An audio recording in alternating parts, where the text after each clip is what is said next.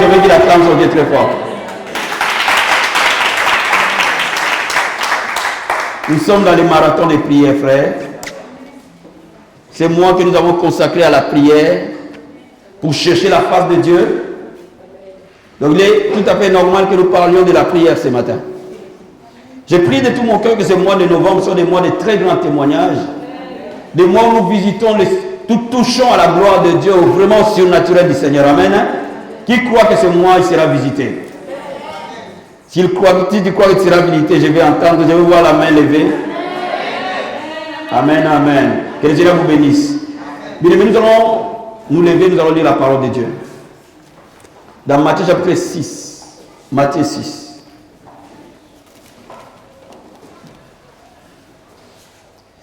Matthieu chapitre 6.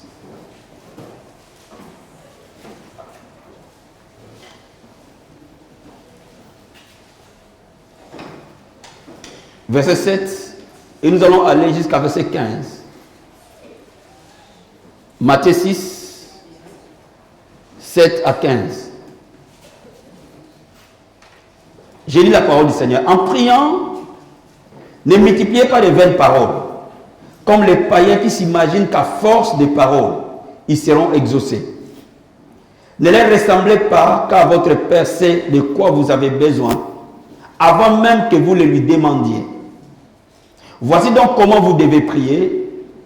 Notre Père qui es aux cieux, que ton nom soit sanctifié. Que ton règne vienne, que ta volonté soit faite sur la terre comme au ciel. Donne-nous aujourd'hui notre pain quotidien. Pardonne-nous nos offenses, comme nous aussi nous pardonnons à ceux qui nous ont offensés. Ne nous induis pas à la tentation, mais délivre-nous du malin, car c'est à toi qu'appartiennent dans tous les siècles le règne, la puissance et la gloire. Si donc vous pardonnez aux hommes leurs offenses, votre Père céleste vous pardonnera aussi. Mais si vous ne pardonnez pas aux hommes, votre Père ne vous pardonnera pas non plus vos offenses. Est-ce qu'on peut acclamer la parole du Seigneur? Regardons Jean chapitre 14. Restons debout s'il vous plaît. Jean 14.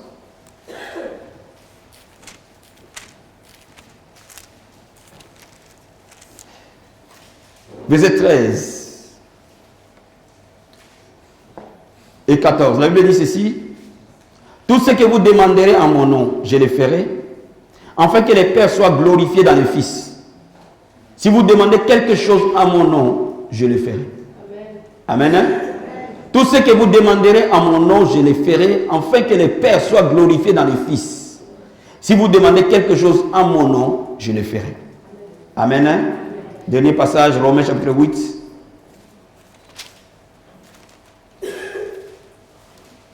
Romains 8.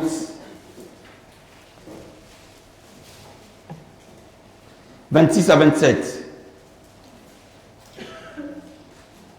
De même aussi, l'Esprit nous aide dans notre faiblesse, car nous ne savons pas ce qui nous convient de demander dans nos prières.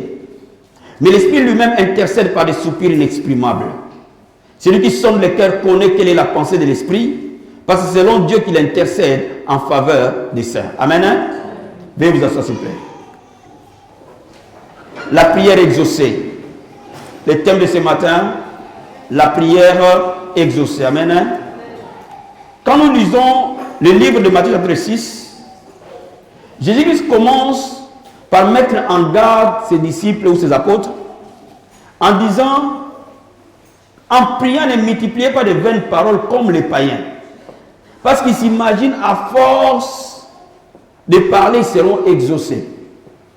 Donc Jésus-Christ montre par là que les gens peuvent prier, mais prier de la mauvaise manière.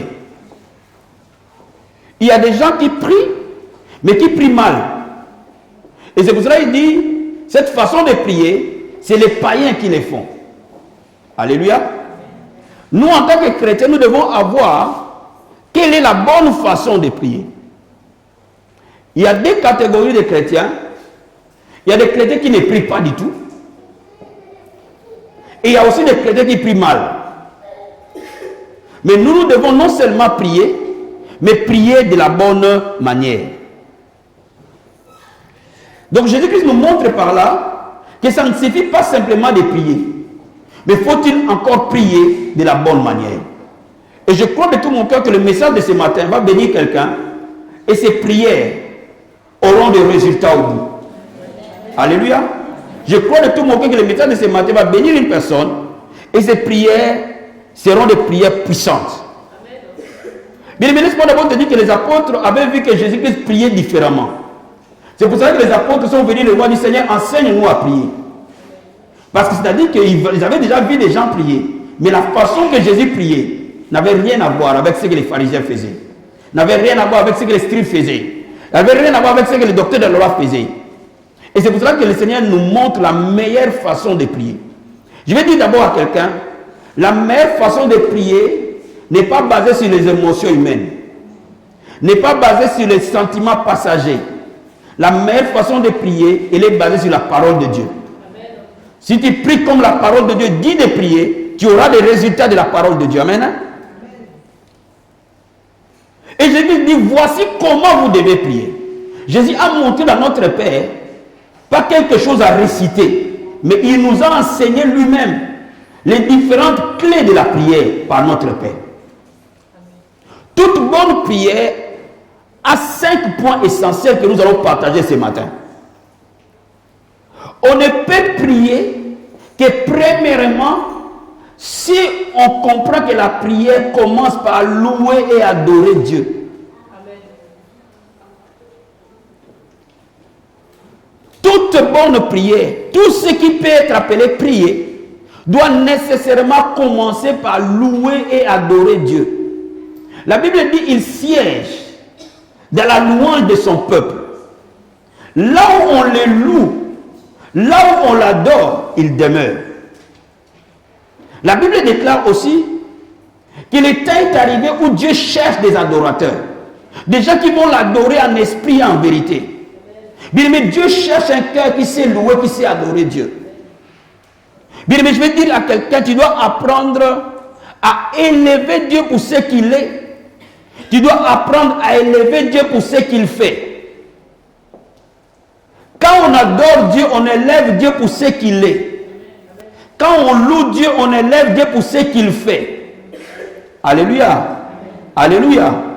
Quand je suis en train de dire que Dieu cherche des adorateurs, Dieu cherche d'abord quelqu'un qui connaît Dieu comme il est. Et là, il faut que tu apprennes à connaître ton Dieu pour que tu saches comment l'adorer. Ceux qui connaissent Dieu savent l'adorer. Et s'il faut le connaître dans la parole de Dieu, et s'il faut le connaître dans ses qualités, laisse-moi te dire que ton Dieu est tout puissant. Rien n'est impossible à lui. Rien n'est étonnant de sa part. Quand tu commences à prier Dieu, tu commences à dire au Seigneur, oh je te reconnais. Tu es le Dieu tout puissant. Alléluia. Le Dieu que tu sers est un Dieu omniprésent. Il est partout au même moment. Le Dieu que tu sers est un Dieu omniscient. Il connaît toutes choses. Le Dieu que tu sers est Dieu éternel. Il n'a jamais eu de commencement, il n'aura jamais de fin. Il faut que tu saches comment adorer ton Dieu. Il faut que tu saches les différents noms de Dieu. Il faut que tu saches chaque nom, qu'est-ce que ça signifie. Quand on appelle Jéhovah Rapha, c'est qui? Quand on appelle Jéhovah Shalom, c'est qui? Quand on appelle Jéhovah Tchikenu, c'est qui? Quand on appelle Jéhovah Mekadishkem, c'est qui? Il faut que tu connaisses qui est Dieu pour que tu l'adores. Bien, mais je vais dire à quelqu'un ce matin, s'il y a quelque chose que tu dois apprendre à faire dans la vie chrétienne, c'est de louer Dieu. Laisse-moi t'expliquer. Le mur de Jéricho n'est pas tombé par la prière. Mais le mur de Jéricho est tombé par la louange. Laisse-moi t'expliquer. Paul et Silas en prison, ils ne se sont pas plaints. Ils ne se sont pas mis dans un coin et dit, Seigneur, pourquoi on se trouve là en prison? Nous, nous sommes des apôtres. Ils ont commencé à adorer Dieu en prison. Et la Bible nous dit que le fondement de la prison s'est écroulé et les jours de tous les prisonniers, pas simplement de eux, de tous les prisonniers a été rompu. Laisse-moi te dire, quand tu vas commencer à adorer Dieu, les chaînes de ta famille vont tomber les unes après les autres. Quand tu vas commencer à adorer Dieu, les chaînes de ton église vont tomber les unes après les autres. Quand tu vas commencer à adorer Dieu, partout où tu vas arriver, tu vas apporter la vie là où il y avait la mort. Laisse-moi t'expliquer quelque chose. Jésus montre par là que dans la prière, il y a deux parties. Il y a la prière par rapport à Dieu, il y a la prière par rapport à l'homme. Amen. Amen, amen. C'est quand j'élève Dieu que je prie par rapport à Dieu. Il faut que tu saches que dans la prière, reste le plus longtemps possible à louer Dieu jusqu'à ce que la joie de l'Éternel devienne ta force. Ne présente aucune requête à Dieu tant que ton cœur n'a pas encore trouvé la paix que Dieu donne. Il y a des gens, quand ils vont apprendre à prier au début, en 10 minutes, ils ne peuvent pas entrer dans la présence de Dieu. En 20 minutes, ils ne peuvent pas entrer dans la présence de Dieu. Il faut qu'ils restent le plus longtemps possible à louer, à adorer Dieu, dans les paroles et dans les chants. Vous devez apprendre à louer Dieu, frère. C'est une arme que le diable n'aime pas. Le diable n'aime pas les gens qui louent Dieu. Le diable n'aime pas les gens qui célèbrent Dieu. Le diable n'aime pas les gens qui adorent Dieu. Le diable aime les gens qui se plaignent de Dieu. Les chrétiens doivent comprendre que la bonne prière ne restera jamais sans résultat. C'est impossible. Si tu pries de la bonne manière, frère, il est impossible que le monde ne voie pas la gloire de Dieu par toi. Dis à ton voisin, il est impossible que le monde ne voie pas la gloire de Dieu par toi. Vous êtes avec moi? Quand tu vas commencer à prier de la bonne manière, frères et sœurs, le monde nécessairement verra la gloire de Dieu par toi. Mais la bonne manière commence par dire, je vais dire à quelqu'un ce matin, monte dans la louange en Dieu. Monte dans ta façon de louer Dieu. Monte dans ta façon d'adorer Dieu. Apprends à l'adorer encore au-delà de ce que tu le connais aujourd'hui. Apprends à l'adorer, à l'élever au-delà de ce que tu connais jusqu'à présent. Bien aimé, je vais te dire quelque chose.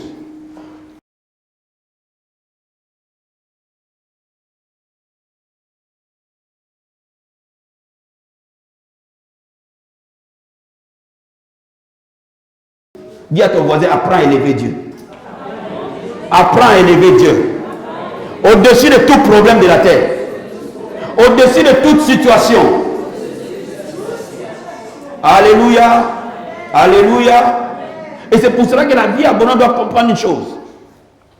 Plus vous apprenez à louer Dieu, plus vous apprenez à adorer Dieu, plus la présence de Dieu devient réelle. Et plus Dieu agit dans ta vie.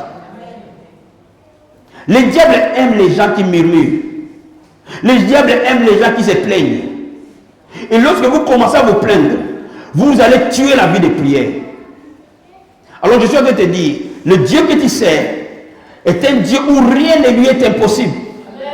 Alors tu peux le célébrer sans avoir vu ce qu'il va faire. Tu peux le louer sans avoir vu ce qu'il va accomplir. Parce que rien n'est étonnant de sa part. Il te dit, si tu demandes un pain, il ne te donnera pas un serpent, une pierre. Ou si tu demandes un poisson, il ne te donnera pas un serpent. S'il dit que si nous qui sommes de mauvaises personnes, nous avons donné de bonnes choses à nos enfants, à plus forte raison, Dieu, je vais dire à quelqu'un, Dieu t'aime au-delà de ce que tu t'aimes toi-même. Alors laisse-moi t'expliquer. Chaque prière qui élève Dieu ouvre le ciel.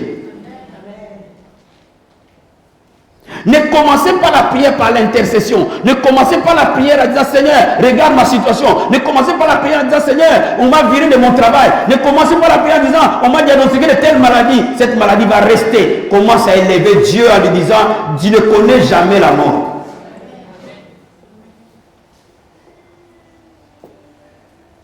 Bien aimé, la louange est une arme que le diable n'aime pas du tout. La prière de la louange est une arme que les chrétiens ignorent jusqu'à aujourd'hui.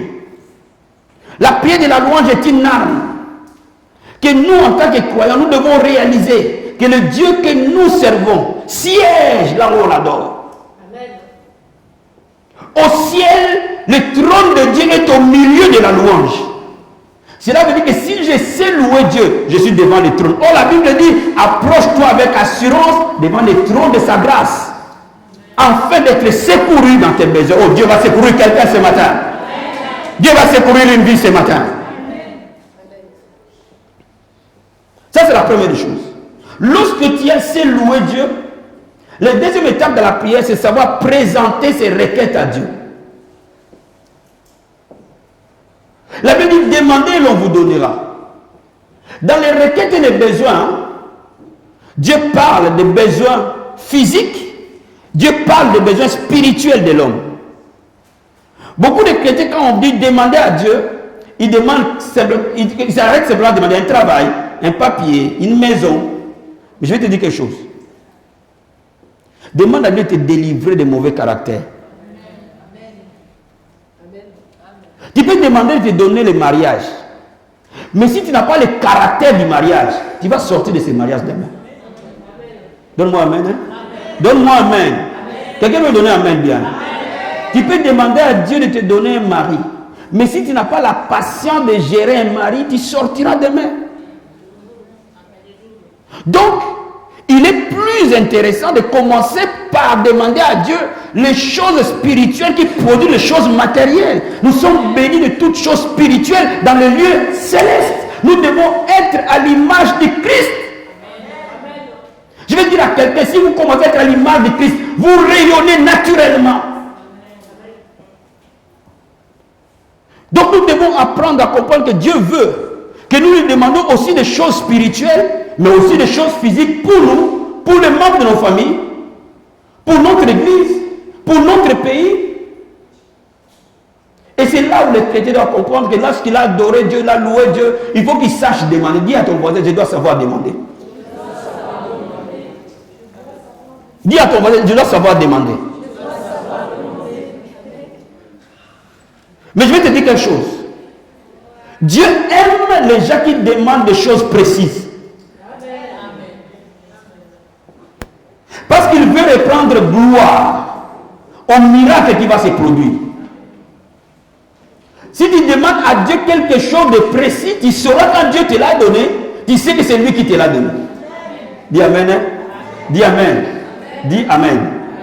Si tu demandes à Dieu quelque chose de précis, il te le donnera pour que tu saches que c'est lui qui t'a donné. Dieu n'aime pas des choses d'à peu près. Si tu veux être une personne qui sait demander, sois de plus en plus précis devant la face de Dieu.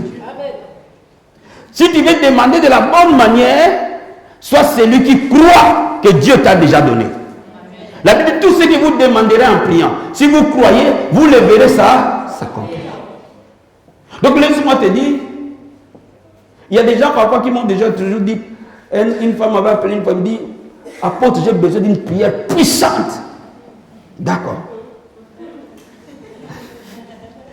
Vraiment, est-ce que tu peux libérer une prière puissante pour moi? D'accord. Moi, si tu as besoin d'une prière puissante. Non. C'est Dieu qui est puissant. Dieu a besoin de prières simples par la foi. Pour que lui libère sa puissance. La puissance n'est pas dans la voix. La puissance n'est pas en criant. La puissance est dans la foi en Dieu.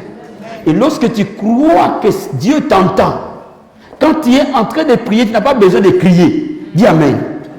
Dis Amen. Tu n'as pas besoin que les voisins viennent frapper à la porte. Qui est en train de faire du bruit, je vais dormir. Bien-aimé, si tu veux prier, entre dans ta chambre, ferme la porte. Dieu qui entend dans les lieux secrets te répondra. Mais la foi va crier beaucoup plus fort que la voix. La foi, elle va vers Dieu, là où la voix n'arrive pas. Donc lorsque tu demandes à Dieu, crois que Dieu t'entend. Oh, je vais dire à quelqu'un, rappeler à une personne que tu es un enfant de Dieu. Tu as été adopté dans la famille de Dieu. Et il t'a racheté par son sang. Dis à ton voisin, je ne suis pas un enfant bâtard. Je ne suis pas n'importe qui. J'ai été racheté par Jésus-Christ. Je suis adopté dans la famille de Dieu. C'est cela mon identité. Alléluia. Est-ce qu'il y a quelqu'un qui sait qu'il est un enfant de Dieu ce matin? Est-ce que quelqu'un sait qu'il a été adopté ce matin? Alors si tu as été adopté, laisse-moi te dire, Dieu va te répondre.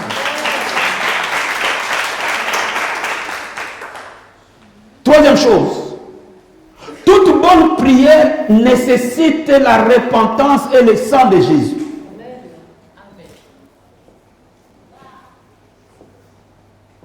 Je veux qu'on ouvre un verset de la Bible que Dieu m'a parlé ce matin. Psaume 132.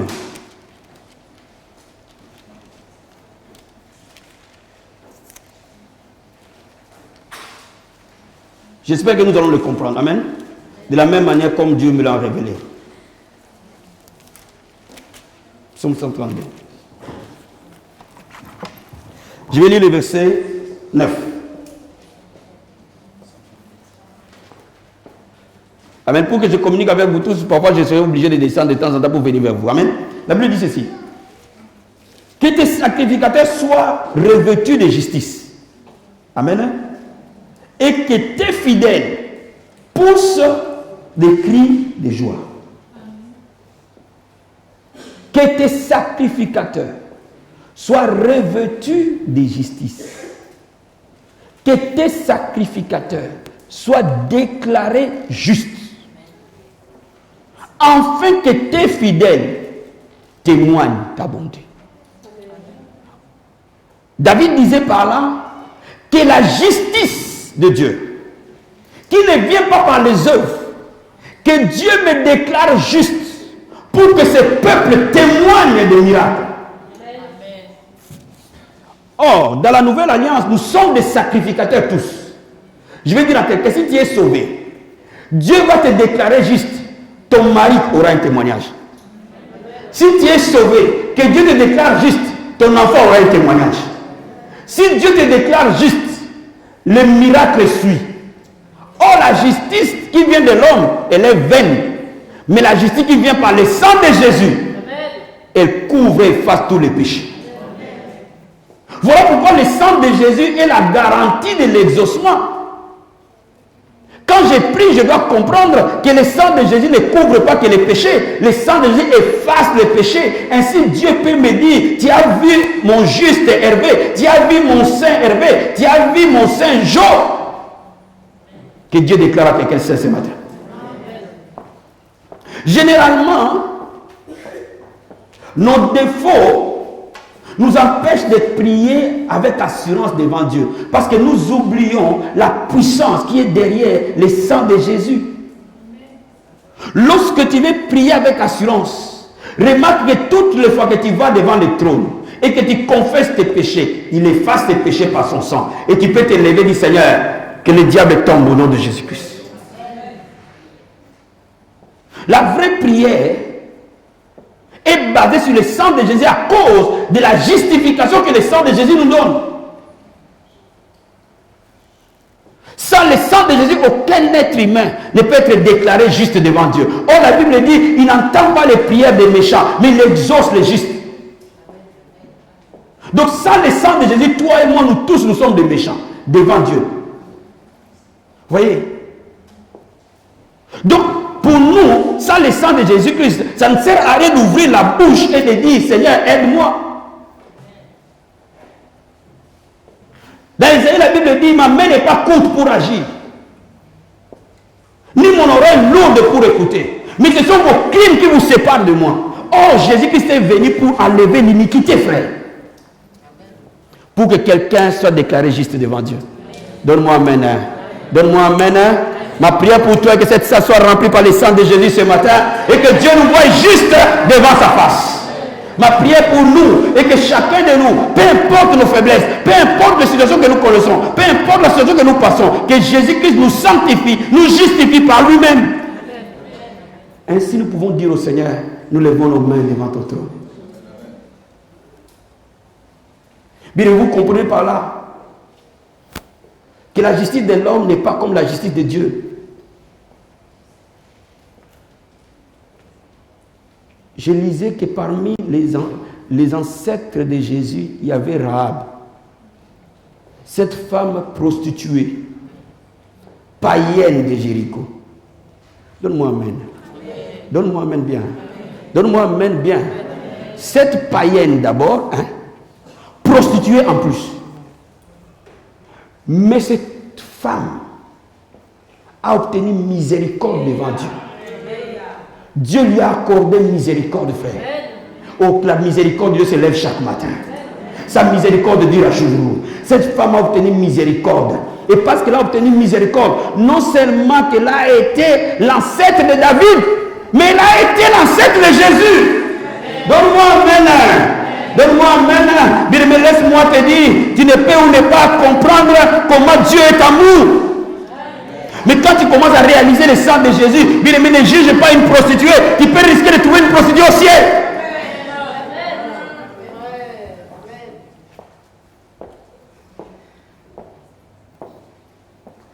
Dieu nous a appelés à parler de la sanctification. Dieu ne nous a pas appelés à juger les gens.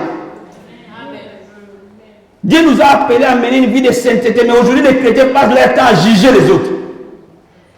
Toi qui vois la paille qui est dans l'œil de l'autre, Vois-tu la poudre qui est dans ton œil? Ce n'est pas l'évangile. Le sang de Jésus efface nos péchés, nous rend saints devant Dieu et nous rend capables de prier, frère. Que toute condamnation dans ta conscience tombe au nom de Jésus de Nazareth. Dis Amen. Hein? Dis Amen. Hein? Quelqu'un avec moi ce matin? Je vous sens calme. Vous êtes là? C'est compliqué ou c'est trop bon pour recevoir? Quand vous êtes lavé par le sang de Jésus, vous pouvez maintenant utiliser le nom de Jésus de Nazareth. La Bible déclare, tout ce que vous demanderez à mon nom, moi je le ferai. Ainsi, en étudiant la prière de notre Père, nous pouvons nous tenir devant Satan et venir avec le nom de Jésus, parce qu'il n'y a plus de condamnation à nous. Et nous pouvons dire au diable, sors de là. Et il partira. Ainsi, je peux utiliser les combats spirituels. Je peux utiliser le nom de Jésus-Christ. La Bible dit, je vous donnerai les clés du royaume. Ce que vous ouvrirez sur la terre, dans les cieux sera ouvert. Ce que vous fermerez sur la terre, dans les cieux sera fermé. Pourquoi? Parce que nous sommes déclarés justes. Nous pouvons nous utiliser le nom de Jésus, non seulement pour toucher le cœur de Dieu, afin de recevoir, mais aussi pour stopper toute œuvre satanique contre nous. Donc la vraie prière consiste à défaire les plans du diable. Jésus-Christ dit, ne nous soumets pas à la tentation, mais délivre-nous du malin. Cela veut dire que lorsque Jésus-Christ te lave, frère, lorsque Jésus-Christ te lave par son sang, aucun démon ne peut dire non. Dis Amen. Amen. Dis Amen. Amen. Quand on était des bébés spirituels, on nous avait appris, on avait cru que pour que les démons partent, nécessairement, il faut les jeûner. Mais je vais t'annoncer quelque chose. La première chose que les démons ne peuvent pas rester, c'est la sainteté. Quand les démons voient la lumière de Dieu, ils fuient. Ainsi, lorsque tu es lavé par le sang de Jésus, tu peux brandir son nom et parler à toute maladie de partir au nom de Jésus de Nazareth. Vous voyez, vendredi, cette semaine, nous avons vécu des expériences qui m'ont beaucoup touché. Amen. Vendredi, quand on priait pour notre soeur, quand on l'a amenée devant, tout de suite le Seigneur m'a poussé à ne pas lui imposer les mains en disant au nom de Jésus sois guéri. Je me suis directement attaqué à l'esprit qui était derrière. Mais laisse-moi te dire,